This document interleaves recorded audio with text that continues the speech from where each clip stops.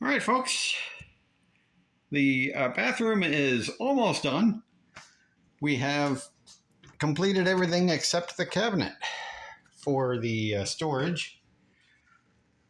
But here is,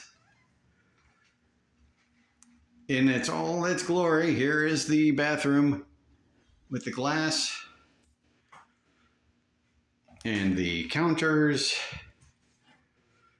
installed. Here's the cabinet with the counters and the little stool.